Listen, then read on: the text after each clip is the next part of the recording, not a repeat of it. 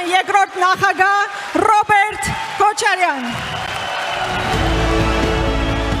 Հայաստանի երկրորդ նախագահ Ռոբերտ Քոչարյանը մտադիր է կրկին մասնակցել խորհրդարանական ընտրություններին։ Ընդդիմադիր Հայաստան դաշինքը ընտրություններին կմասնակցի նրա ղեկավարությամբ։ Այս տեղեկությունը հաստատել է դաշինքի падգամավոր Աննա Գրիգորյանը։ Քոչարյանը առաջադրվել է նաև վարչապետի պաշտոնի թեկնածու։ Նրա խոսքով քաղաքականություն վերադառնալը նա չի դիտում որպես առաջխաղացում, այլ ավելի շուտ որպես իջեցում։ Սակայն ընդգծում է, որ պատրաստ է այդ քայլին հանուն երկրի եւ չի պատրաստվում նահանջել։